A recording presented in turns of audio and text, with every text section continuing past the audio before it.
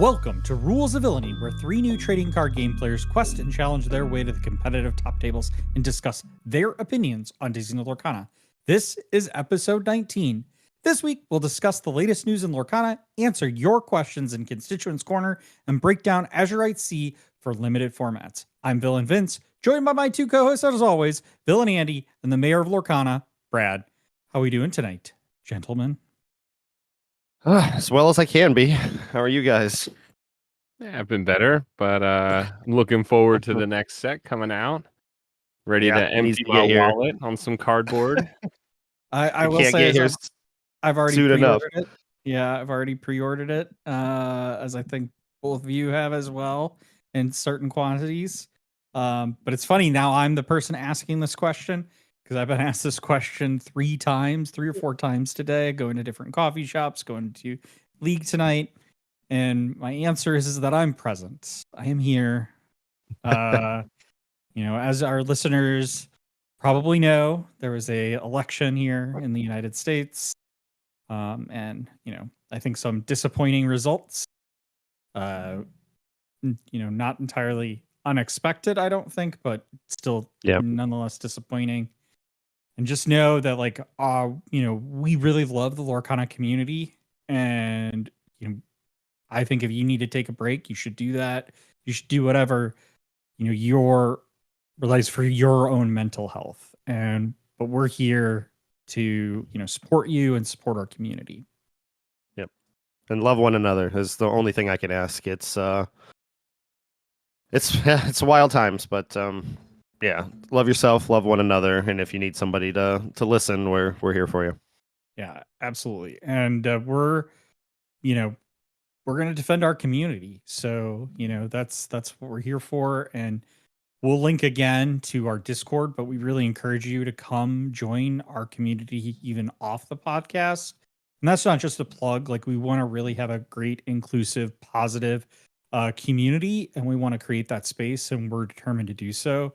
No matter, how hopeless things might feel right now. So please be sure to come join us, or, you don't even have to say anything. You can just sit around and watch and join in conversations you want. I'm a long-time lurker in a lot of Discords. I know that actually sounds creepier than it is, but I just am not a big talker in these Discords. These gentlemen will tell you that I'm hard to get on Discord, even for our preparation.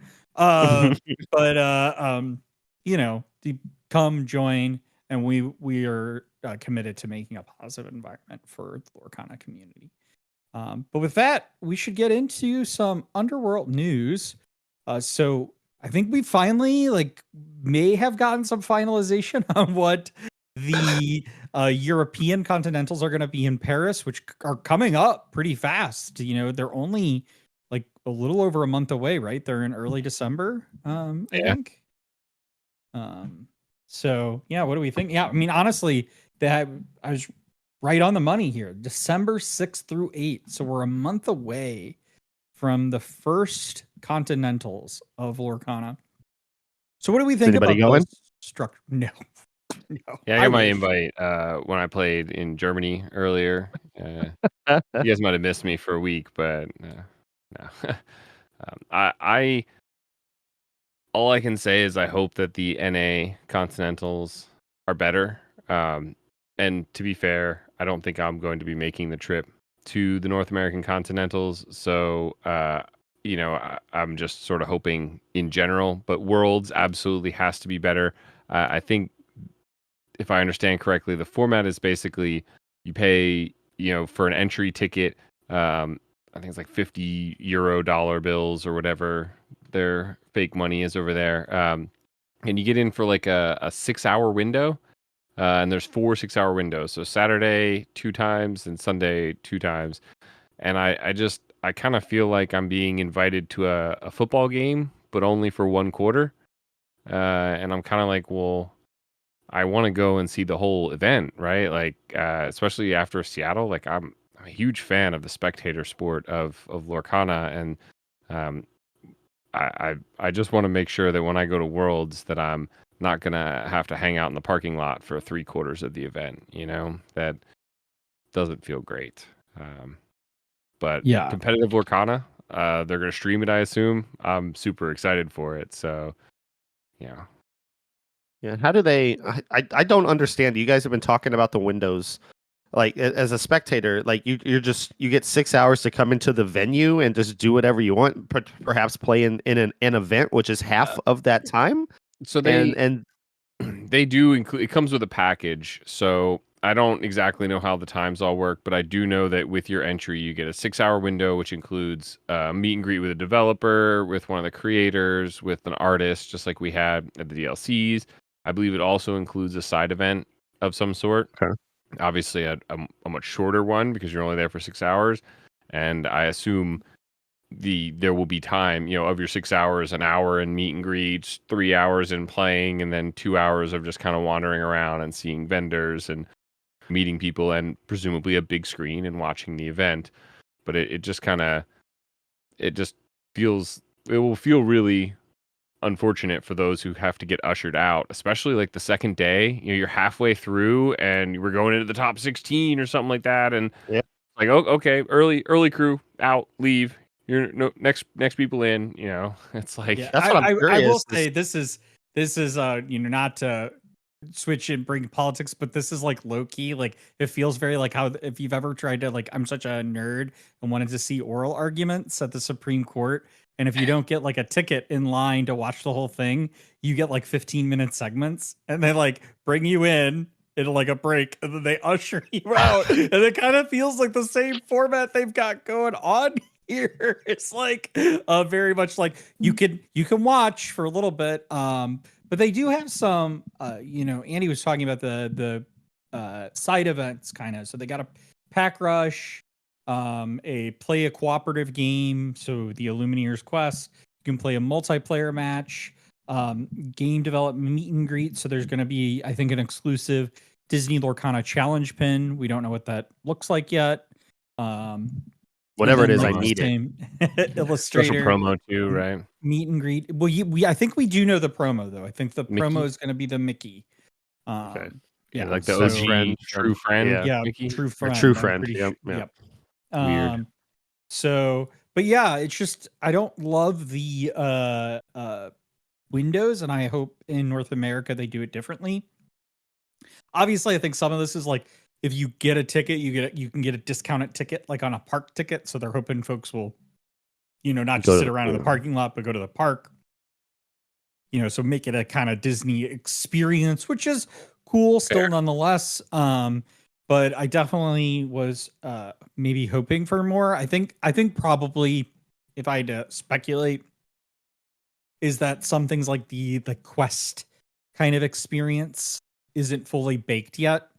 And I think probably in future events like these, we'll see some of that more baked in. I also wonder maybe I've never actually been to Disneyland Paris, so I don't know if space may be an issue here or not. That hopefully we won't have in the United States. We typically tend to have bigger venues or access to bigger venues here in the United States. So I could see, it being easier to set aside a venue with like a big screen.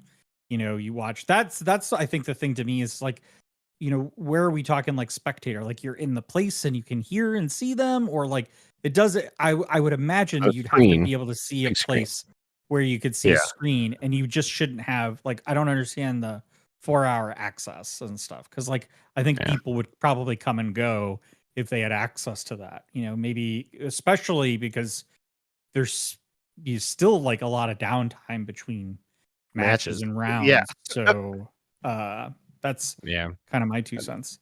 I think they should. I think you can if you have enough stuff to do, you essentially can overbook every venue. Like if you have 3 venues, right? Like one to watch in, one to play side events and meet, artists in, and then like going to the park. So if you got all 3 of those in one, you can essentially oversell each of those because you know that everyone will kind of be, doing their own little plan, and some people will go here first and then go there. So I think Vince is right. They're trying to just, maybe a space sort of thing or whatever. But I think a better option would have been to make park ticket included, perhaps have 2 different buildings and just like sort of give people more places to go. But Yeah, I'm not in charge of 4,000 plus people events, so what do Yeah. I know? Yeah, You know what's I gonna don't be know. Oh, go on.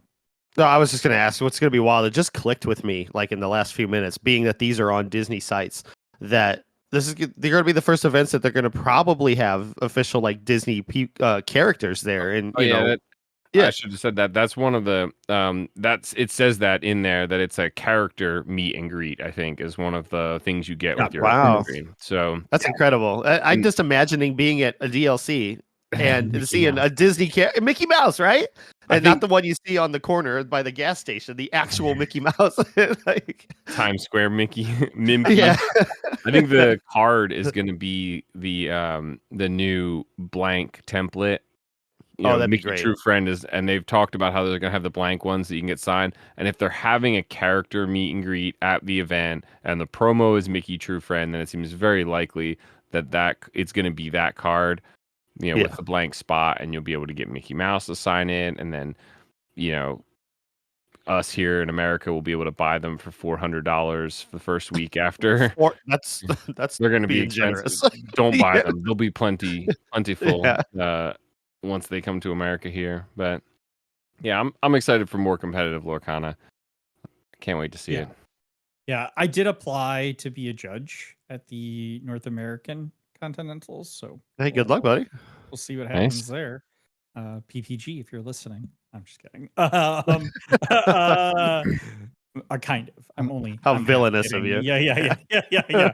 But yeah, Brad, do you want to talk a little bit about our collabs that we've had? We've had kind of a productive cycle here. Last week we had the collaboration with Katie from Lore Keepers Inn drop for the ranking of the villains. We talked about it briefly last week as well. Very cool video. Go check that out. That's the Lore Keepers Inn on YouTube and Twitter. And then this week, dropping around the same time as this episode, we just had a conversation a couple nights ago with Chris, questing for lore at Lorcana Chats, and had a great time, honestly, just chatting about ourselves, because I don't like talking about myself a lot, but just talking about us, talking about who we are, why we're doing a podcast, and had a great time chatting with him. He's done it with other creators as well, so check out his channel, Lorcana Chats, on YouTube, and look for us there this Friday. Yeah. Or today. Yeah. I don't wonder. I think that was a great time talking with Chris. He's a great interviewer, host, whatever you call it. It was a lot of fun. It had this real casual sort of fireside chat kind of feel to it. And I'm really, really appreciative he had us on. You guys should all check that out. Yeah, it was okay. I mean, oh, come on. Come on, Vince. Listen, we're villains here, okay? Can't be 100% nice all the time. No, I'm just kidding. That's true. Of course, it's great. And you should absolutely listen to it, though, because we deep dive into the lore of rules of villainy. And in particular, we get really deep into the behind the scenes of our podcast and why the mayor is truly the mayor and the plans that we have to make that go global. But yeah, no, I just, it was great talking to Chris. It was a very fun time. And I hopefully we can have him on here sometime in the future. And if you haven't checked him out, you should definitely check him out. We'll link to those in the show notes along with our previous collabs as well. And we've got some exciting ones coming up here soon. So stay tuned to all our social media. And with that, we're going to head right in to the mailbag of Constituents Corner with the mayor of Lorcana himself. Let's go. This one is coming from Steven. Captain Inkswell on our Discord asked, do you think they should increase the size of the DLCs next year? Should they increase the amount of DLCs? And he added his own thoughts, saying they could possibly add another day of Swiss and make it a 3-day event. As the game grows and more people play, it's going to make these events harder than they already are to participate if they don't make the changes moving forward. What do you guys think? So initially, I kind of say I think they're already moving to making the DLCs kind of a 3-day event, maybe not 3 full days, but they've started to add things on Friday, and they now have things Saturday and Sunday. Obviously, if you whether you're just coming as an attendee, you want to do side events, or you're in the main kind of category, you've got the competitive event. You've got Saturday being the full 9 rounds, and that Sunday for day 2. I obviously think like they should. Andy can talk a little bit more about particularly the cap size stuff that he's heard.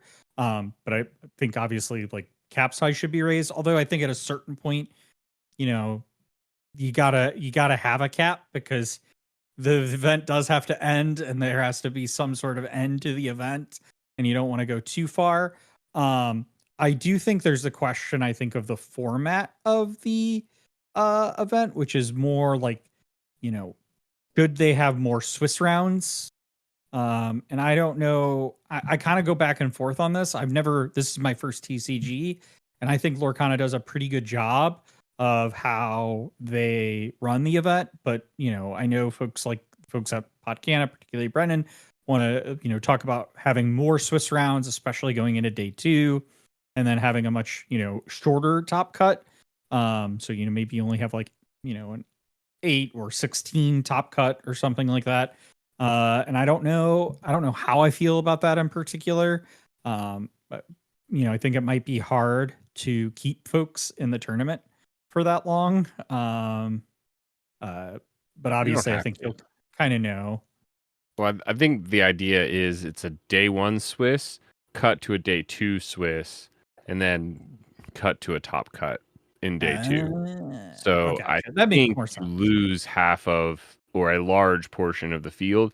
And the other sort of competing thing that a lot of people bring up is basically a larger top cut. You know, and I think, let me back up. First, I think we need more Swiss rounds. I think mathematically, 2,048 players with 9 rounds is not enough. You need, I think, at least 11 or 12 to mathematically come down to, you know, having one X and O player, essentially. And so I think we need more Swiss rounds. And then the idea of having a larger top cut, I think what ends up happening is that gives a greater chance. Like, that's great for you guys and myself. You know, we get 128 top cut or 256 top cut, right? Like, I could be in the top 256, right? And then now I just have to win these single elimination bracket and I can be the champion of Lorcana. But really, we're not, you know, the top 256 players are not the best players. So you want to make that top cut, I think, as small as possible, and it narrows it down to truly having the best. But you need more Swiss rounds to do that. So this idea, I think, that Brendan brings up and a lot of other games do, is they have a large number of Swiss rounds in day 1. They have a large competitive event day 2 for all the people who didn't make it, which Lorcana has added, that 300 ticket, 8-round event. But then you cut to like 128 or something like that, and you run 5 more Swiss rounds or something the next day, and then you cut to top 8. So now you have this chance to make day 2 at a larger number, but then you're forced to play more Swiss rounds to try and, you know, Swiss rounds sort of shuffle everyone around and weed the worst people out and the better people to the top. Whereas a single elimination, like a top 64 or something like that, it's any given game, right? You can just take that game off the best possible player there is, and, you know, no matter how well they did in all these other rounds, they lost to someone who did considerably worse in these other rounds. So it's, I'm in favor of more Swiss rounds, smaller top cut. But I think, as we've said a million times before, I'm here to play Lorcana, so I'm going to do whatever they want to do. And I really think that Ravensburger is doing a great job of iterating on everything as they go. And I also think they should have more DLCs, right? That was one of the parts that was asked. That's a no-brainer. I think they're probably going to do that more in more areas. And then the one thing I also heard from a friend who knows the like head of PPG, or one of the head guys over at PPG, is they basically said they want to have 4,000 plus people in these DLC events, which seems insane to just double the largest one we've had. But you know, we've seen other TCGs do it. I think Yu-Gi-Oh! And Magic have both had 4,000 plus person events. It will definitely have to be a 3-day event at that point. That's a lot where of Swiss rounds. It's like 13 or so. Yeah. Yeah. I don't think they'll have a trouble filling 4,000 either. I mean, no, No. right. they're already They'll sold sell out out of. instantly. I mean, they sell out of every event to date so far. I mean, even though not In everybody seconds too, like goes instantly. to the events, yeah, but they do sell out instantly. No surprise that the tickets for the Paris Continentals, the European Continentals, are already sold out. So and they just went Didn't on even sale know they went on yesterday. sale. Yeah, so just Well, kind of goes honestly, to, why would we? You know. yeah, honestly, just goes to show you. Yeah, I'd be interested to know, like, I kind of wonder, you know, obviously the math does show that they would need to do more Swiss rounds at 4,000. I kind of wonder how they would manage that. I'm like, I don't know. I like definitely, I think that's the one area where Andy, you and I might disagree. I don't want more Swiss rounds. I'm already dead by round That's a 8. personal fatigue thing, though. You gotta toughen up. That's like saying I don't want to run a whole marathon. I only want to run a half marathon. You just gotta work up to it, right? I agree. I'm making fatigue mistakes as well, but you Just need gotta the get you that more coffee. rounds. You need the Yeah, more rounds to weed I out the best players. I'll be honest though. I think though, having more rounds is actually would in some ways be like there's a diminishing return. I agree. You might get the better players by doing it, but there's a diminishing return too on how many people are actually going to be willing then to do that many rounds and stuff. Like especially when you've got, Lorcana is a new TCG. It is bringing in a lot of first time TCG players and stuff. So it's like I get the hyper competitive folks that have done things like Flesh and Blood, Magic, and every other trading card game that exists out there that I have really never played. And they want a more competitive environment. I do think there needs to be some sort of like middle ground to like move folks up to that. Like I think you make a good point about the relationship between half marathon and full marathon. It's like I think we need to get everybody to half marathon, and Certainly. that Okay. once we get there, then maybe I'm not opposed to it. But I think right now it's like I would not be super pro adding more Swiss rounds, because I do think what would end up happening is we probably would have less people eager to compete in these DLCs. I think you're right. In the I main think event. we would lose some people. You're right, and I like that idea. I like sort of gradually going towards more competitive, so that people can learn and stuff. And I'm perfectly fine with that. I do think though that at a certain point, if they want to have a top tier, like if they want to advertise this as these are top tier, these are the best Lorcana player, right now winning a DLC kind of makes you one of the best Lorcana players out there, but I don't know that that's necessarily true, right? Obviously, all those people are really, really good, right? But does day 2 make you a great Lorcana player? It's right now it's hard to say, and the focus on these DLCs isn't, I don't think, necessarily to find the absolute best of the best and have the highest level of competition, but to have a good time and to have good competition, which is what we are doing. So I'm fine with moving towards it more slowly, so that we don't scare people off. Yeah, I If think I could another. speak Go on. if I could speak to just my experience at Seattle, I agree. I think that more rounds make like mathematical sense, like Andy said. But if I had to cut to 128, which makes sense because they're already giving out the let it goes to the people who make the same amount of points for top 64, right? But given my experience at Seattle, and I play a lot of Lorcana, maybe not at the most competitive, even if I was playing at the most competitive level, playing, top meta decks or whatever, going into day 2 on Sunday into that competitive constructed event, after half of a game, I was like, oh, I can't do this all day again. It was one of those things where, again, like you're talking about building up to it, but that level of like, I got to put as much thought into my play today as I did yesterday it just drained me. By the middle of the second game, I'm like, I'm not doing these full 8 rounds. It didn't help that I didn't win one and I drew the next one, but like, so I guess I would have been out already when I lost that first game. But the idea of keeping that mental pressure of continuing on competitively a day later, right now, thinking about it just like turns me right away.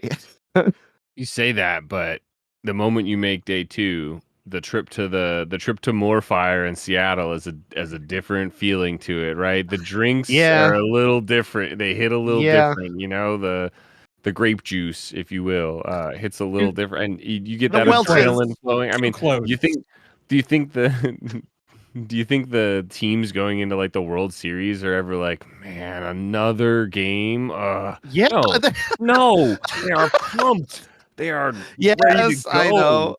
They But those gotta are go such long go the 7-game distance. series. Like, ugh.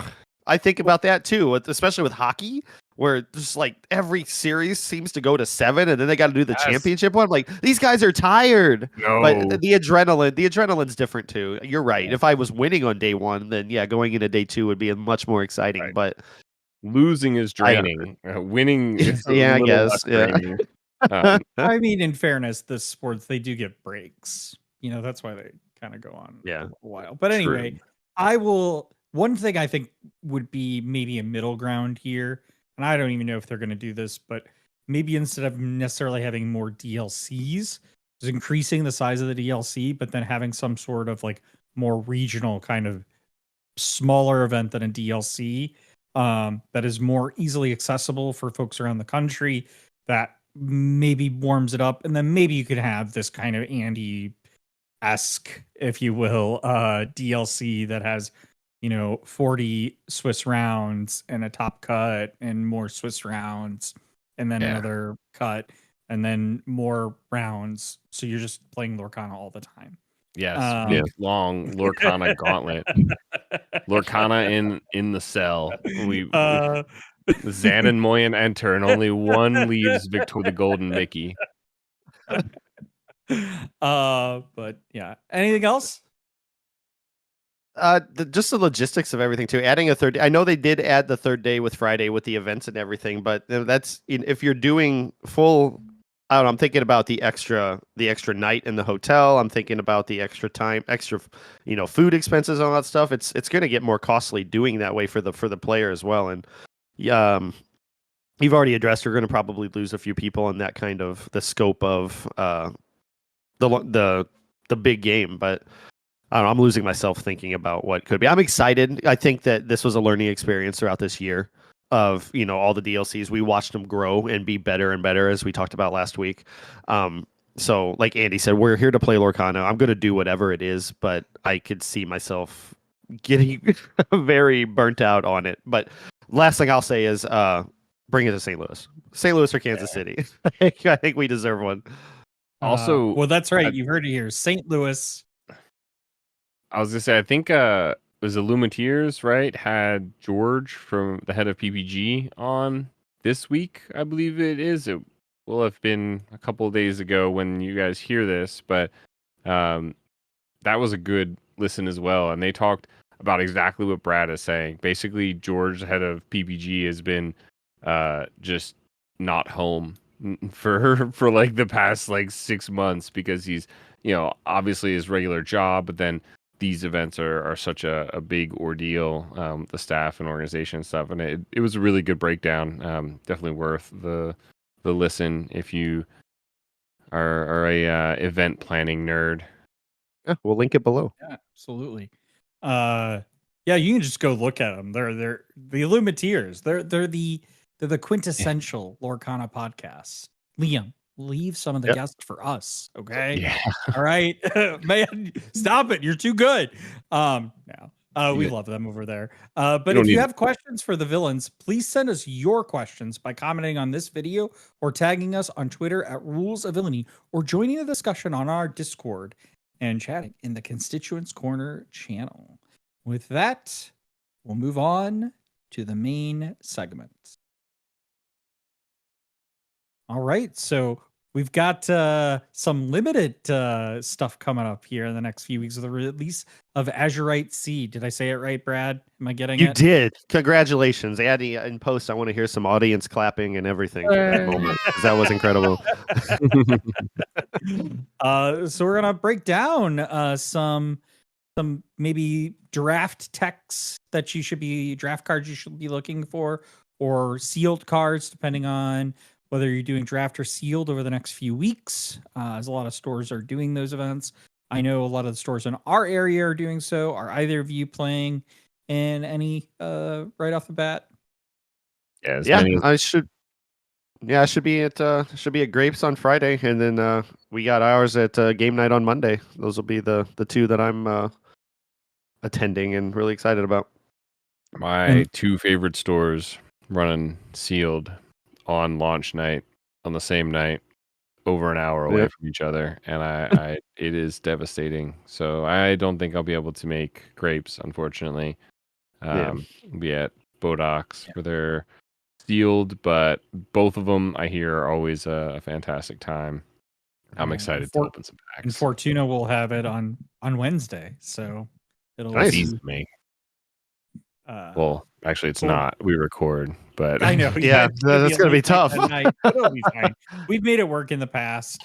But yeah, so we'll make this quick. I hopeful, not gonna make any promises to folks, but my hope is to put some videos up over the next few weeks on every ink color, some of our best cards, and what to look for in draft and sealed. So this isn't going to be a full in-depth of everything you should see. This is kind of our quick take now that all the cards are released. So I'll kick it over to Andy to start off with some amber cards. Oh, we're just going by the color, huh? Or you can do whatever you want. We can wing it. I'm fine with it. I mean, first off, I think the good job. It's a 1 cost action. That's a great card. Chosen character gets +1 lore this turn. I mean, free lore has never really been cheaper, honestly. So you're limited in draft if you haven't played it before, or if you've only played a few games of it. One thing you start to realize is very character heavy. Most of the large constructed combos and things don't really work. I'm sure we'll touch on it later, but there's a ton of inventor synergies with this set, as well as a lot of item synergies. And I'll say it right here, right now, both of those bottom tier, no good. I think there's like 8 inventors total in this entire set, and there's 2 commons, and the rest are like uncommons, rare, super rares. So you're not going to have many. You're not going to be able to get these combos off. Items as well. There's a lot more items, but a lot of times items are less impactful. So you're going to have a lot of characters is the main point. So guaranteed you're going to be able to use this on something you have, get an extra lore, and free lore is great. I love it. And when you beat me at any point during this set, I will probably give you that card signed by the mayor, because I just want to promote positivity for doing a good job. Good job. So great. Is that card going to be replace your Triton's Decree as your favorite card now? Maybe. I just think it's so funny to the idea of passing it to somebody for like, hey, good job, you did it, because it's a picture of Nick Wilde getting a badge pinned on his shirt. So it's just kind of like a passive aggressive, but also funny to me. But yeah. Brad likes doing the you talk only in GIF images online or something. Brad Sometimes. likes to talk to his opponents only through cards. So when he plays against my discard deck last set, he would always give me an all funned out at the end of the game, and he'd just get up and walk away somberly. There was another one time, as well, right? Yeah, one time Vince got a case of chapter 3 or 4, I think, when you were hosting your first Second Chance tournament. Heather brought it to him, and I whipped out the distract card and grabbed the case and ran away. Nice. Distract, that's a good one. Yeah. It's so weird. Just it's like a live walking emoji man or GIF. Yeah. So what Andy was saying though on Inventor, there are 16 cards, of which it looks like you're right, 4, maybe 3 or 4 are commons, and then there are 4 uncommons. So definitely harder. I do think pirate though is actually a pretty decent combo you can maybe look for in Pirate may sealed. work, yeah. I don't think you're probably not going to find that working well in like draft for pirate, but I think in a sealed format it's one working for. It looks like there are 31 cards that have the pirate keyword in I got and 57, but they might not all be characters. You're not filtering the whole set, just this Yeah, set yeah. probably. But there's quite a few. I mean, there's 10 commons, 7 uncommons. So You're right. you are going to see a lot of those. The other question is, how good are they? As you're, I definitely recommend, if you're doing sealed or draft events, to try and spend some time familiarizing yourself with the cards. I like to do like a tier list, classic tier list. I went through some of them with my wife today, with Kirsten, and you look at the card and you think to yourself, what are your initial thoughts? Does this seem good? Does it seem bad? And then when the card says something like, we saw it in the last set with heroes a lot. Whenever you play a hero card, gain 1 lore. Right. The next thing you should do is immediately search heroes. How many heroes are there actually in this set? That was one.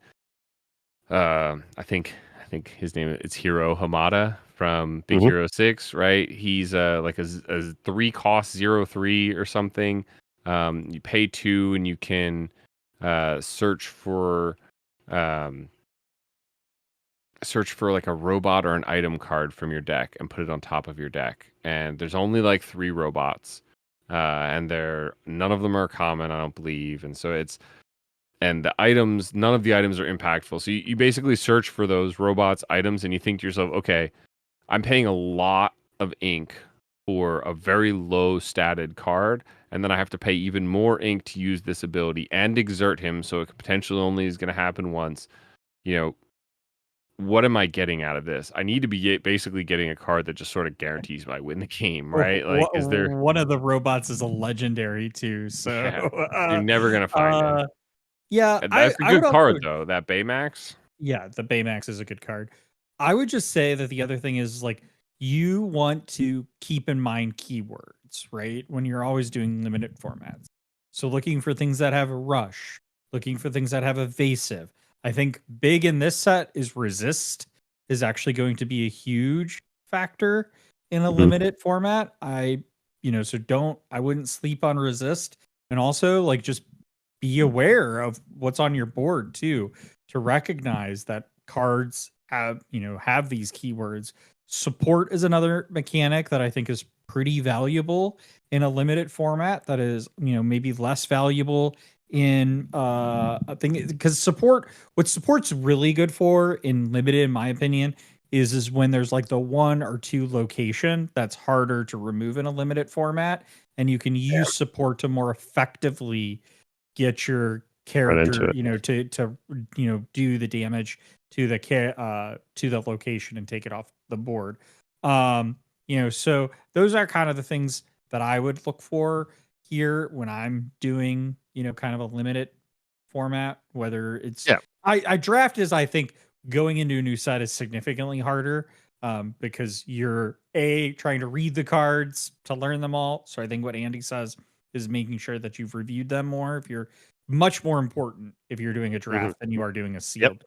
Sealed, you'll at least get time to read the cards and you can review them all a little bit more versus having to like sort through them, pick the one you want, and that can be harder. I also think it's harder to do like archetypes in a draft format than it is a sealed format, because like kind of don't know what you're gonna get, and so you could be like, oh, I got I'm a pirate, and then you never see another pirate. Although the math here I think makes sense that pirates is probably to go for, center less likely to go for if you're doing a draft format.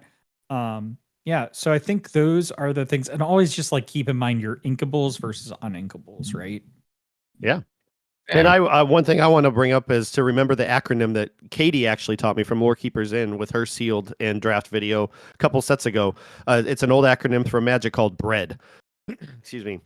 where it stands for bombs, which are the cards like that are going to have the most impact in your game. Removal, which is of course removing your opponent's cards.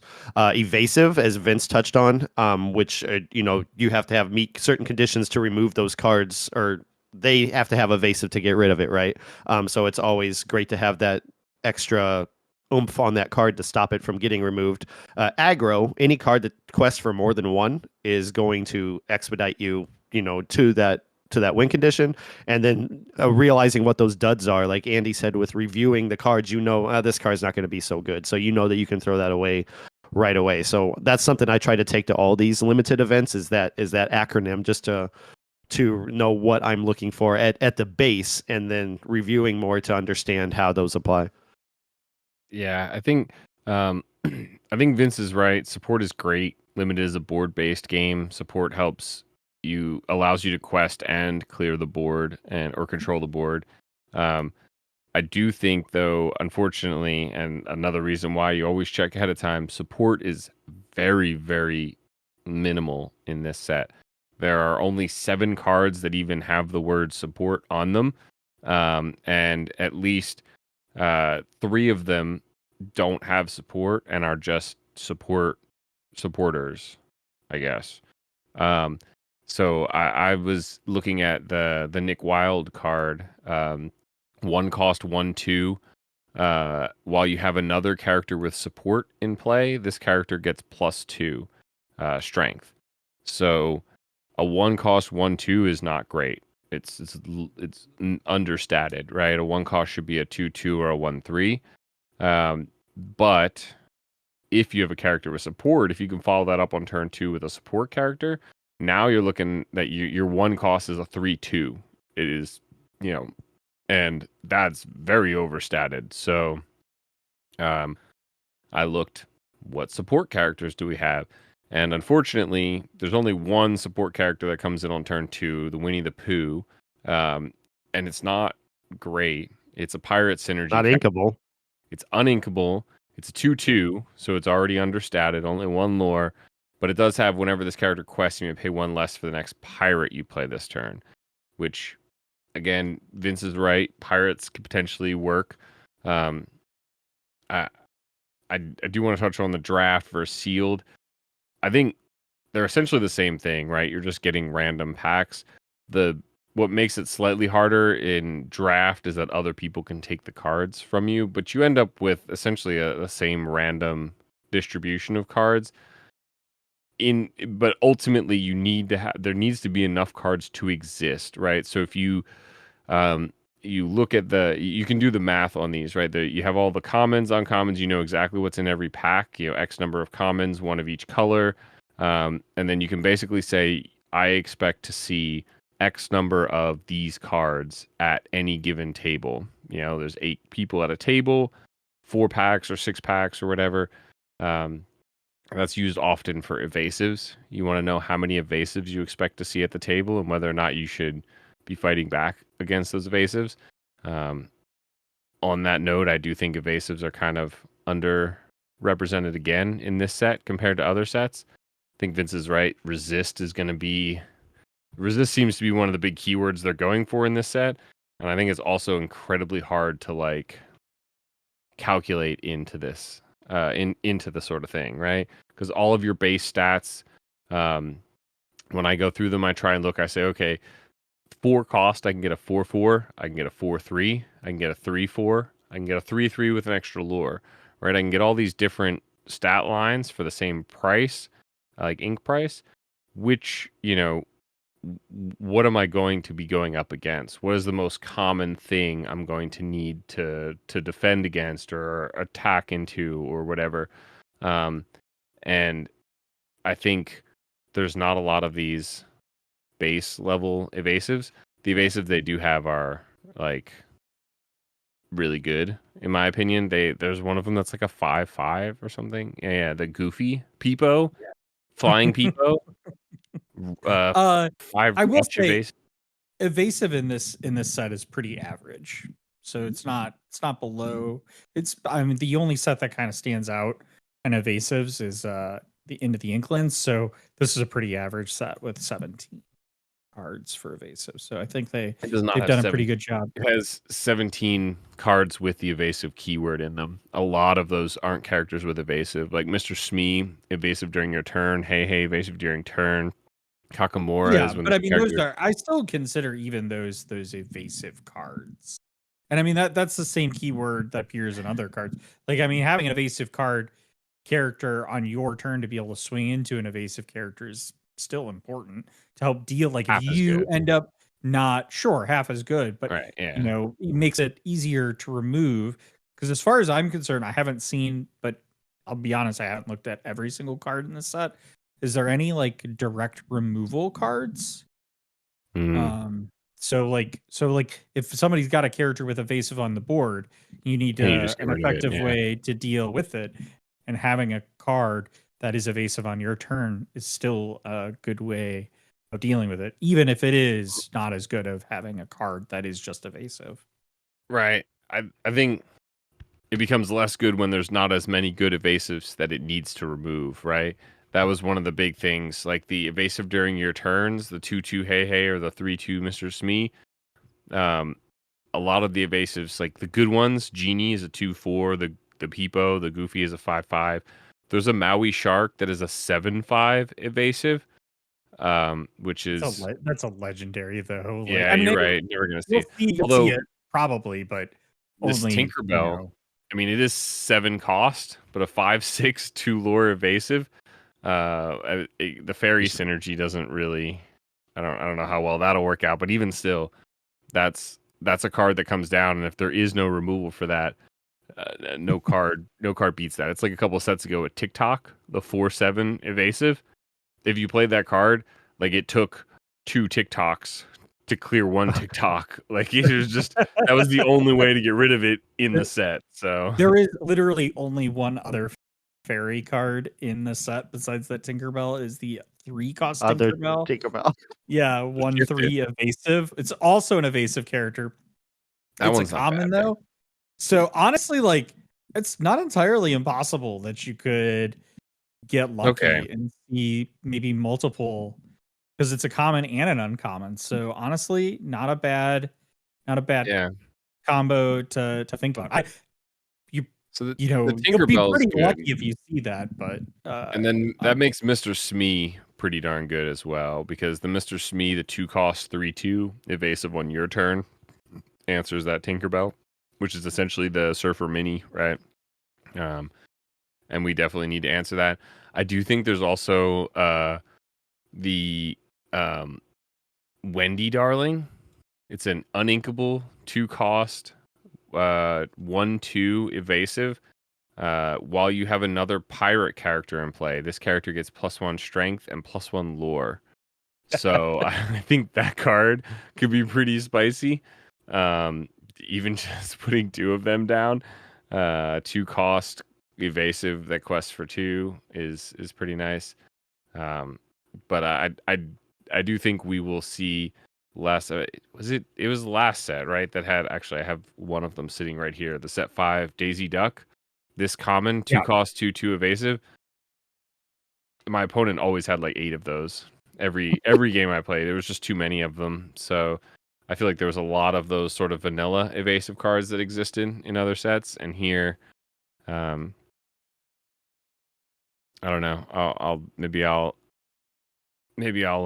eat my words when I get evasive did on on Friday, but That Daisy reminds me that whatever you do, read your cards, because the last limited event I did, a sealed a draft at Bodax, I passed that Daisy off to Kirsten, and she goes, "I can't believe you passed on the evasive." And I was like, "I forgot that card was evasive. I saw it was Daisy, and I just moved. I found something else in the pack and took it, and then I realized when I yeah." But yeah, read your cards. It helps. So any standout actions or locations or items that you think people should see and you know, maybe play for? I mean, I know Brad's super up on Unfortunate Situation. Because it's Scar. Yeah, because it's Scar. I forget what that even does, but Each opponent chooses one of their characters and deals 4 damage to them. so it's like a Uber Triton's Decree. I love that card. So I do want to shout out what I think is probably like a pack one, pick one, in my opinion. I haven't looked at all the cards, so like maybe I'm missing something. But even though it's uninkable, Tadashi Hamada, Gifted Roboticist. It's a 3-cost, uninkable, 2/2, quest for 2. During an opponent's turn, when this character is banished, you may put the top card of your deck into your inkwell face down. Then put this card into your inkwell face down. It's insane. So, first off, that's insane. I quest for 2, and like you have to remove it, or I just keep questing for 2. But the moment you remove it, I get 2 free ink, which is huge in limited format. Ramping that much is insane. So definitely worth the uninkable slot in your deck. Another thing that is kind of just a little interesting, but that new card Lilo that came out, right, is a was a 2-cost, 1/2, 2 quests for. I don't remember the exact stats, but when it goes in your discard at the beginning of your turn, you may play this card from your discard. And one thing that people talked about is that this happens at the beginning of your turn. I believe it happens after you ready your ink, right? No, I think it's before. It's in the ready phase, right? Oh, so it's before you ready your ink. Yeah. Well, either way, both of the inks from Tadashi come into play unexerted, just face down. So, at the beginning of your turn, Tadashi and the one off the top says that they come into play, and they don't say exerted. Really? Yeah. So, during an opponent's turn, you may put the top card of your deck into your inkwell face down. Put this card into your inkwell face down. To be fair, though, because there's no there that wouldn't. Oh yeah, because it's on the opponent's turn. Okay, yeah. But there are things you can do with ink on your opponent's turn. We've learned this, which is why they've adjusted the rulings in DLCs and things that you have to keep your ink in its current state when it's not on your turn. Because let's say you hit a Mufasa, your Mufasa gets hit on your opponent's turn, and it flips over one of the kicker cards. Mother Gothel. You may pay 3 Ana, choose one, pay 2 and choose 1. You can pay 2 and choose. You get the opportunity to do that on your turn. Wow. So you need to know if you have that ink.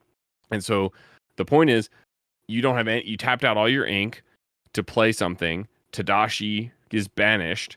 Him and the card from the top come into your inkwell unexerted, so that at the start of your next turn, you can then use those 2 to pay for the Lilo to bring it back. And you don't have to have that leftover ink, essentially. So it's a more rare occurrence or whatever, but you know, as if it wasn't great enough to get 2 free ink whenever they banish your character, the ink is unexerted too, which actually has some implications. But yeah, Tadashi Hamada, very gifted roboticist, definitely would draft. 10 out of 10 would draft. For sure, if you get it, it is a rare. Yeah. Oh, and it's playable too, so it's probably the rare that I will not see any of. It's actually legendary. Yeah. Yeah. On paper, it's rare.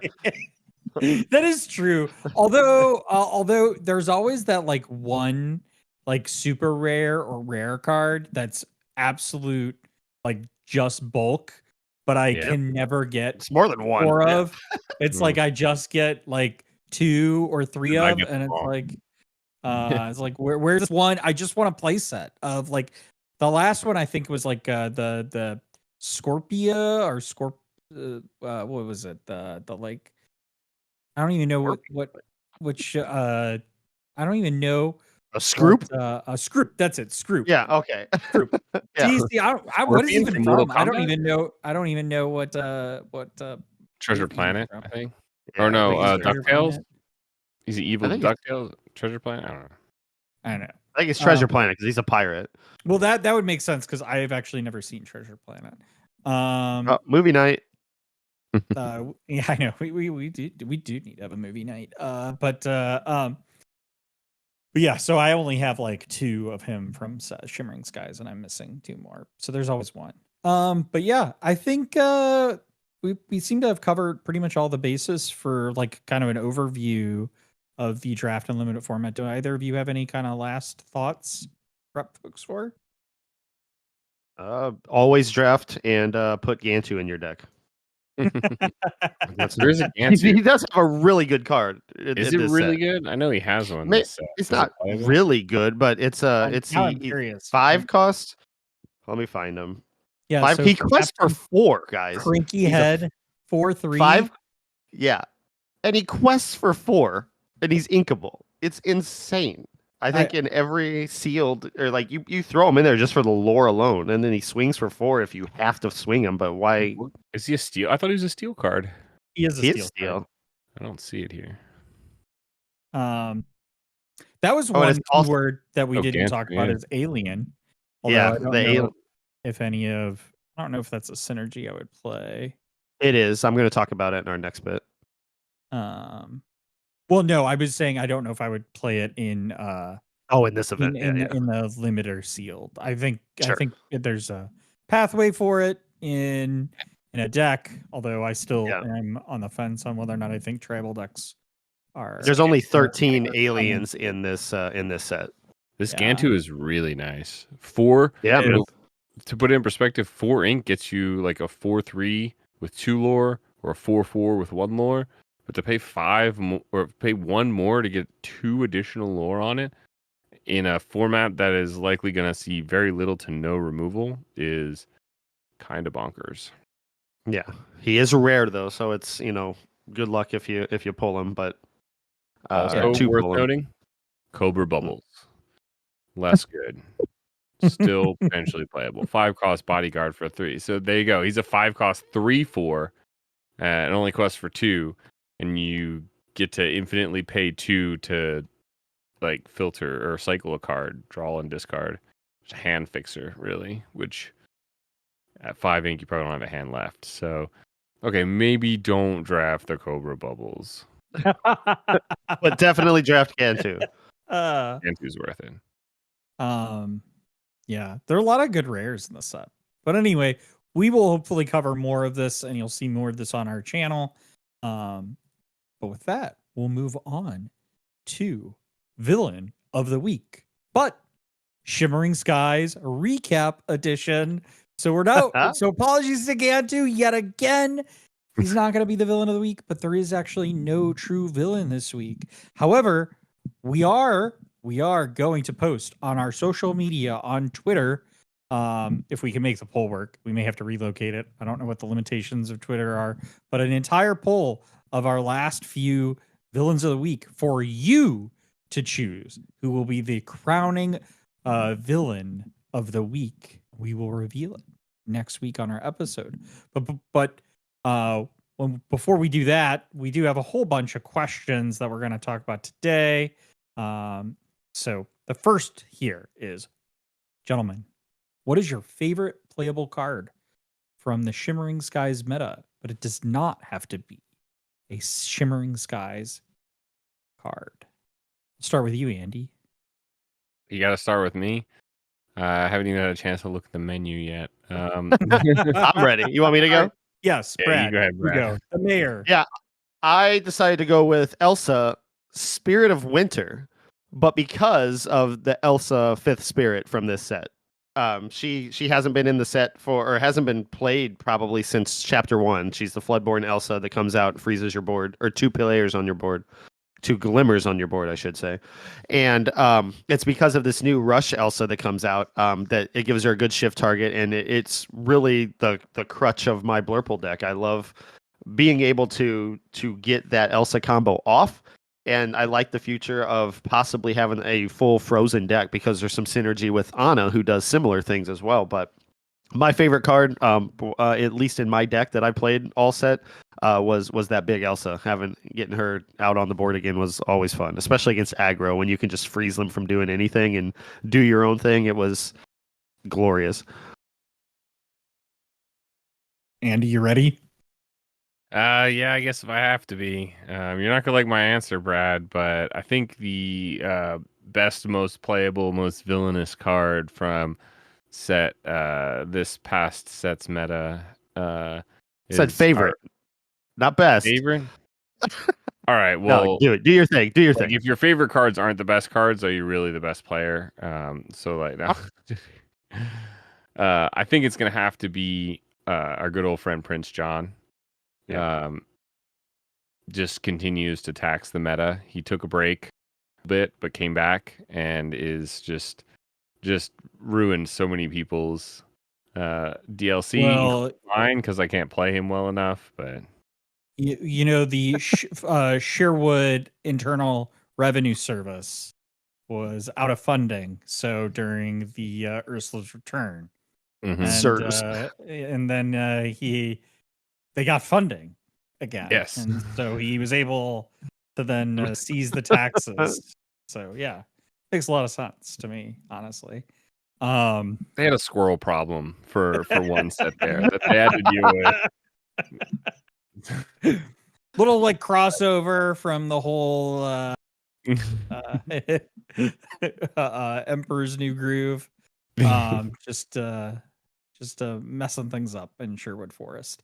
For me, it's so hard. I have to say two cards, and it might be kind of cheating, but I think they accomplish kind of the same goal, which is why I'm going to include them, which is Ice Block and Fang Crossbow, and primarily because of their ability to kind of just out of like nowhere shrink the strength on so many characters to make the removal that exists in the Ruby Sapphire deck so much more powerful. You know, nothing like was more satisfying than somebody playing like, you know, Automatoa, or as we like to say, Big Tammy on the board, and just being like whoop, and then just playing like you know, exerting both of those, you know, paying the 2 for the Fang Crossbow, and then playing like, you know, a Big Sisu, you know, or, you know, what's really great is if you had enough ice blocks on board and stuff, you could literally like use an ice block and just play the Sisu human Sisu and like wipe it off the board. And that feels bad when a 3-cost card is taking an 8-cost card off the board like that. And so just a really fun combo that was actually pretty like consistent and reliable to make work in the deck. So that was my. I just want to point out what seems to be like. I think this shows how bad removal is, or how inefficient removal is in Lorcana. That Vince essentially has Stockholm syndrome, where he thinks that Ice Block and Fang Crossbow are great, which I completely agree with all of your statements. In this meta, they were amazing cards. However, the fact that we need cards like that we don't need, to however, enable we were the like, you were just removal right. of You were these, absolutely it's right. it's just like, why do we have to have all of these little pieces and trinkets in order for our removal to actually work? Like, it's insane. And just so it is. I just, the whole time you were giving that statement, I was like, those are really good cards. Well, why do we even need them? This is so infuriating. So yeah, it is right that removal is still very inefficient and cost inefficient. Even that removal is cost inefficient too, because yeah, you could certainly say it feels bad to, you know, put a 3-cost card on the board to take off an 8-cost card, but you've already paid previously for ink Ice Block, 3 yeah, for the Fang, 2 yeah, to use the yeah. Fang. So you're actually paying a lot. Although, like, I think it feels better in a deck that has a lot of ramp and resources, so it doesn't feel particularly bad. Amortize that cost across the game. Yeah. Prince John is keeping it on his ledger. It's like, it's, you know, like pay as you go kind of thing, right? Like it definitely is still very doable, which is why it's so strong, right? But it does, when you do the math, you're like, are we really saving that much money on this? Over the long run, it's one of those investments, right? Yeah. All right. So the next question we have is your favorite card, your favorite playable card from Shimmering Skies. So we'll start with you, Andy, this time. All right, start with me again. So I guess there might be some argument as to how playable this is, but I think when you play it and it works, it's the most playable there is, and that is the Sheriff of Nottingham. The I don't know bushel of I don't even know what those words are. It's just all blurry over there, but it's like the 9 cost that gets cheaper with every item, Yep. and I will say that there's probably like a large percentage of the time that this card is unplayable. But when you have like all 4 of your pops and all 4 of your Fortis Spheres down, and you got a fishbone and you got a fang crossbow, and then you just like, oh, well, this is free. And you just throw down a 5/9, a quest for 4 on the board for free With support. Is pretty insane. And you're like, oh well, support's just a nice added bonus. The amount of times I've seen a Tipo take out like a Queen's Castle or like a Maui or something, trades into a Swing it for Maui. 6. Right. So you gain 4 lore and you took out their threats with a Tipo, and it's like, so when it works, it works. But I definitely will admit that there could be an argument that it's not the most playable card because it does require a lot of setup. So it's fun though. Yeah.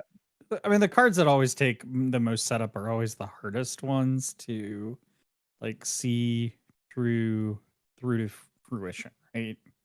Yeah. What about you, Vince? Yeah, well, I mean, really honestly, it's a no-brainer for me because it's actually the card that I think I was talked about in the last time we did this recap for Ursula's Return is the library. It actually, like I said, this is going to be a pretty good staple card of the meta, and it turns out it's actually a staple card of the meta, and so it's one of those cards that I think just helps make the Ruby Amethyst deck particularly consistent in its draw power, right? So you can help double up on things like goats or removal. It's also found its way into as a staple card in the steel amethyst decks out there as well. Too. So and Blurple. Yeah. So one of those cards that just is really kind of a key component to the meta as a location. And we don't, not a lot of locations are playable. We really only see outside of the location deck. We've seen 28 locations that are playable. Yeah.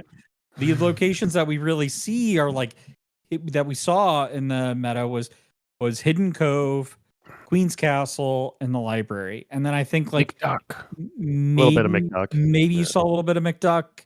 Maybe you saw a little bit of like Pride Lands or some, locations in the like Steel Song kind of meta. But that was really even that was kind of not super common. And really the McDuck only kind of snuck in at the tail end. So let me ask you this then, Vince. Library or castle? Yeah, it's a great question. And all right, Brad, what's your card then? Vince is gonna dodge the question. No. Yeah. It's a great question there. And let me tell you 5 points on why I won't be answering that. No, you know what? I think it's a personal preference. I do prefer the library, particularly because it is significantly harder for people to remove off your board. And it's also not as big of a threat for most people. Like there is an argument that people can kind of leave it on the board a little bit. I think that's wrong, to be fair. I don't think that's right. But I do think there is a like, oh, it only gets one lore. I can kind of, it's got like, I can sneak in. It's like, I can let that live for maybe a little bit longer because it's not, gaining that extra 2 lore and they're not getting that instant card draw. I think that's a mistake. And I actually think that is also what makes the location even better. I think if if the library was seen as big a threat as Castle, Castle probably would be the superior card, but because it's not seen that way in the most cases, I still think the library is probably the superior card. But also, like, you know, I just like drawing a ton of cards. I think that's fun, which is why I played Ruby Amethyst or, you know, Sapphire Ruby. I like drawing a lot of cards. It's also nice that it's immediately usable too. If you have the ink, you can Right. play the library, move something to the library, swing in with it, have it get banished, and immediately get. Whereas the castle has to survive a turn to have any value whatsoever. That's right. Yep. What about you, Brad? Mine is a 1-cost action called Break Free, because every time you play it, you have to sing Queen. I want to break free. Yep. No, joking aside, which is something I absolutely did every time I saw it in Limited, because that's People the hate only it. time that card gets played. Yep, they did probably. But no, I went with, because I talked about Elsa in the first question, and this question doesn't have playable in it, or at least in my draft of this questionnaire. When I copy and pasted it, it didn't say playable, but that's fine because my 2 cards that I have in here are one's going to be, I hopefully, but I'm beating around the bush. I put Mufasa, ruler of Pride Rock, again, like Andy as the sheriff of Nottingham. It's there, like on the cusp of like, how many do you play? Do you play it at all? With the Nottingham, you can play multiple because you're playing an item deck specifically, but in my Blurple, I ultimately went down to 1 single Mufasa just because he's an 8-cost uninkable, but the turnaround with him is so great. When you play all 8 ink, you have to exert all your ink, but then you get 2 of your ink back. So there's times where there's goats that I inked early or something that are now in my hand. So on the next couple turns, you know, I have those goats and hopefully a bounce package to get that extra lore. If the Mufasa survives and quests, then you get a second turn every time because it readies all your ink again. So the times that I got to do the Mufasa effect, it was really, really cool. And I think that made him just a cool card and a good answer for this. An alternative that I put was Robin Hood Sharpshooter, but I think that's more of what are we going to see in the next set, and if that's going to retroactively be a really cool playable card. So that's mine. Mufasa, quests, readies all the ink. Yeah. You came back. Oh yeah. Readies Mufasa. I tweeted Spend that all out. your ink. Quest. It was actually it was actually Jason Cam from our Discord and locals here who sent me that in a DM. He's like, "Hey, have you thought about this?" And I was like, "No, but that is absolutely wild." So I tweeted out, and I gave him credit for it. I tweeted out, "Hey, having 2 turns in 1 is cool, but have you thought about 2+?" And I linked those 2 cards, and everybody was like, "Oh my god, this is so broken!" And I'm like, "Yeah, but it's 10 uninkable ink there that, you know, or 10 uninkable between 2 cards." But because the you came back, you're playing after you've already spent all of your ink and got it for free. So sure, right, yeah, because you have to have quested with the Mufasa. Mufasa to do it. Yeah, I think the biggest problem with that is that you have to play Baja Blast, which is still yet to be proven as a, you know, it was hot for a minute. Value. Yeah, it's not a high enough value ink color combination at the moment, but maybe we'll see it. Yeah. All right. Next question here is what is your favorite overall card from set 5 and why? And for me, I will go first. Obviously, I'll say that I think it is the Robin Hood Sharpshooter. Just because it's such a cool looking card. Mm-hmm. And the premise of the card is really kind of promising, but it just like wasn't quite, it's just not fully baked yet to make it like a super playable card. And I hope it becomes a playable card in the future, or at least like we get similar types of cards that do similar things, because I think it's a cool mechanic for Ruby. So the Enchanted is gorgeous. Yep. I did not get it, but I want it. I want it. So yeah. What about you, Brad? Easy answer, the Enchanted Scar. Yep. Now Andy. I got I knew you guys. When I wrote down the answers in the sheet here, I was like, expected answer, Enchanted Scar. The character, the art, yeah, just personally love that card. What I actually went with was the Genie main attraction from Amethyst for the art, the ability, and just I think it perfectly encompasses the art, perfectly encompasses the character. He's pulling a rabbit out of a hat. He's shuffling. He's juggling. Just the whole Genie character encompassed in that card was really cool. The ability is neat. Whenever he's exerted, he's a 5/5, and whenever he's exerted, your other characters or the opponent's characters on their turn can't ready their characters. So I think that in Blurple he has a place if you can ramp up, get him out there. It might slow down the opponent in some capacity, hopefully. And I just like Genie. Andy talked about Genie last episode, how cool he is, and I really want to make that work. I tried it. The only time I ever got him down, he got double ice blocked in Medusa or Dragon Fired or something. It was Tori at Bodax. And I was like, well, that was fun. I finally got Genie out, and I didn't even get to use him. But yeah, that would be my probably overall favorite card from the set, even though I didn't get to play him very much. And when you play him, though, you get to say, "Can your friends do this?" All right, Andy, what about you? I might sort of cheat here. I think my favorite card. I usually try and reserve this question for my favorite card art or like just the coolest card.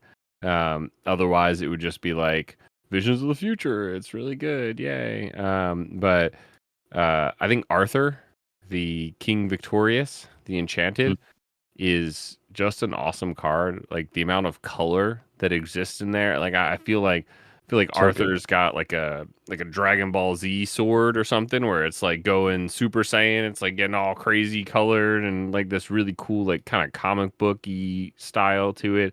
It's got like the halftone, like dots and stuff in it. It just really, resonates with me. I think the card is entirely unplayable and not good, but the art is great. And then the one card I really wanted to be playable, that I actually have been trying to come up with a list to play at the last LGS. Like I think tomorrow night is probably the last chance we'll be playing the game at this set before the next one. Is Merlin's Cottage.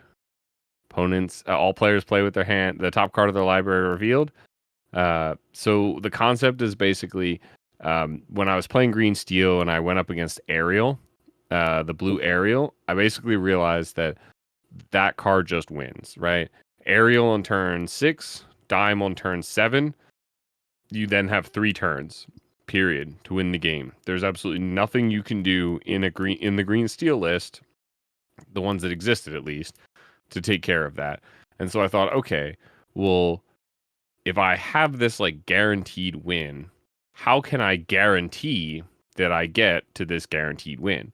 Well, look at their hand and know everything that they have and let them see what I have too. And as long as my stuff is teched specifically to beat theirs, then there's really nothing they can do about it. So I like this idea of just basically like playing open hand essentially with your opponent and being like, my list's better than yours. Let's do it. It doesn't matter who sees what. I got this. But I'll probably just fold and play the princess deck or something instead tomorrow. But do it. I'll bring All something right. spicy. I wish you both best of luck on however that goes. The last question is, what are you most looking forward to, or what card are you most looking forward to in Azurite C? Anybody can go first. Now, you only have one option, one choice. No 2 cards here. All right, so my first choice is going to be Only choice. I only get one choice. Okay, well, One it's got to choice. be either. No. No, either. You got to go first though, because that changes me. I had a few things. Yeah, I think it has to be the Enchanted. You Came Back. Stitch is like my favorite character, and I am a little disappointed they don't have the flavor text on the Enchanted version. Nobody gets left behind, right? it's gonna make me tear up as I'm playing it, like in the middle of a match. But the art is awesome, and Stitch is awesome, and so I think that's probably the card I'm That's most an hoping to emerald play. card. Yeah, well, it's a tan card, but it has a little bit of emerald in it. So technically All emerald. right, Brad. That's tough. If I had to pick one thing that I have listed here right now, I'm gonna say alien aggro. I think we've been joking around for a while about the alien classification meaning something. Your legendary Gantu going up in stonks eventually, which don't know about that, but I think there's a place for a yellow or an amber steel alien aggro deck between Stitch, the new Gantu. There's 33 total aliens now with the addition of the next set, 13 coming in this one, and the Grand Cancel Woman in that deck just synergizes, giving every alien an additional lore. So I'm interested to see what the aliens do if we have to limit it to one, but also pirates. You had to sneak it in there. The mayor. Well, Aliens next look week we'll have the impeachment of the mayor for Oh! violating the rules of the no. For me, it is the Baymax combo, the shift Sure. line Yep. there. The I big think that's Baymax? actually pretty good. The little Baymax to the big Baymax. I think that's actually pretty. Those are both pretty good cards. The Baymax is a 3 inkable 0/4 Storyborn hero robot. If you have an inventor character in play, you may pay 1 less to play this character. You can pay 2 to remove up to 1 damage from another chosen character. It quests for 2, and then it shift. Well, it's not a shift line. I'm sorry, wrong there. But the legendary. I guess I'm cheating. So So you pick 2 cards? Yeah. Oh no, my goodness. I'll Oh my only pick goodness. one. I'll only pick one. It'll just be the Baymax Personal Healthcare Companion. It's a cute Okay. card too. So then It is very cute. this came up when my wife and I were going through some of these cards, and I just want to bring it up here. Vince is gonna be mad at me. He thinks we're running out of time, but I think we got time for this because it's good exercise. If you have an inventor character in play, you may pay 1 less to play this character. So first off, 0/4, 3 cost, bad, right? That I think we can all agree on. A 0/4 typically costs 1 cost, like a Nala, right? Yes. It does have the extra lore, so maybe it's a 2 cost, 0/4, 2 lore, whatever. How many inventors do you need before you feel good about this card? Is 1 enough, or do you want 2 in there so you can play this for 1? Like, where are you? I mean, and this one is a smaller range. There's a couple of these other cards out there. Last set had a ton of them. Were like 2 less for each damaged character, whatever. The concept though is like, what actually needs to, like, when does this actually feel good about playing it versus it being not great? At 3 costs, it's not great, right? At 2 costs, I agree with that. I think 2 costs is the minimum that you want to play this at. But ideally, like, you could play this, with at 1 cost. You might not even necessarily want to play this on curve, right? Because you probably want to get some of the benefit of the, enter the battlefield effects here. So like, yeah, so you might have this what is it? The 1-drop yokai, Professor Callaghan. It's a 2/2 Storyborn villain inventor that you can play on 1. That's not a bad 1-drop. And then Hiram's always, I think, gonna be a pretty staple of a Sapphire deck. So maybe you play this later on in the game to like heal and play for cheaper. So I think there's an argument to be said that, like, it's probably going to be easier to play. I mean, and also you talked about one of your favorite draft cards, Tashida Hamada. I think that's not only a good card in draft, like a limited. I think that's actually just a good ramp card. Tadashi Hamada, I think is how it's pronounced. Oh, Tadashi Hamada. Thank you. Not Hamada. I'm sorry. All right. It's late. But I think you may be right there. I mean, like the Hiram, the 2-cost 0-2 quest for 3 Hiram is actually not terrible. But like you play Right. Yokai on 1, you play Hiram on 2, right? You play Hiro Hamada or Tadashi on 3, and now you can also play Baymax on 3 for free because you've just gone 1, 2, 3 on Inventors. So That's right. Yeah, actually, and that's not a terrible line. And even Yokai has a shift target. It's a 9. Yokai scientific supervillain 610 crazy card. shift 6. You may Sheesh. play items named microbots for free. Whenever this character quests, draw a card for each opposing character with 0 strength. Kind of interesting. So yeah, I don't know. Pretty wild. Yeah. So any last thoughts on the recap? It's weird saying Hiram and having another card other than the Hiram we've had since set 2. Like, as you guys were saying Hiram, I'm like, what are they talking about? Oh, there's a new one. Yeah. It's wild. It doesn't matter. We'll come. You'll come up with some nicknames, and I'll be arguing in your spreadsheet, asking our show notes which Flavors Hiram, Ham. which one, Hiram? little Hiram. Flavors Ham, and there's Mini Ham.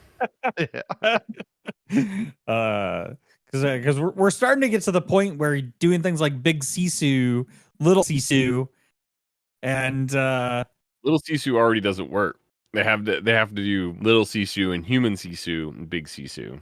Yeah, exactly. That's what I'm saying. And all it takes is one of those other Sisus to become playable. And now we're like Vente Sisu. We got Grande Sisu. Yeah. And as the more like Elsas get playable and more Ursulas get playable. Big Ursula, yep. Which one? There are like 2 big Ursulas, but anyway, are there 3 now? Well, no. There's the original Big Ursula, which is the 2/8 quest for 3, lose 1 lower, draw a card. Yeah. Then there's the big Ursula Bloodborne now. the double sing. But there's also the shift, like set champs one, right? Yep. So, lots of Ursula's a big character in this game, you know. Yeah. But I'm pretty excited. I'm excited for a new set. I'm ready for a new set, honestly. Very much excited. Yep. Bring it in. Bring it on. Bring it everywhere. I'm tired. Rules of Villainy on 3. Well, with that, if you've enjoyed this episode, please rate and review us on Apple Podcasts, Spotify, or wherever you listen. Give us a like and subscribe on YouTube, and be sure to hit that bell icon to be notified of our next episode. Join us on our Discord to help continue plotting our devious plans.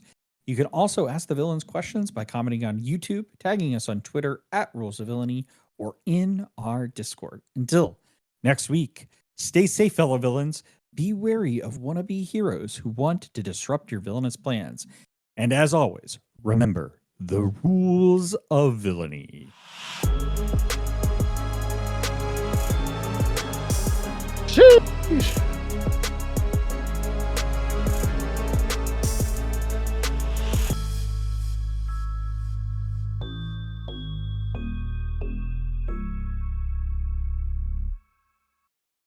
Pew, pew, pew, pew, pew.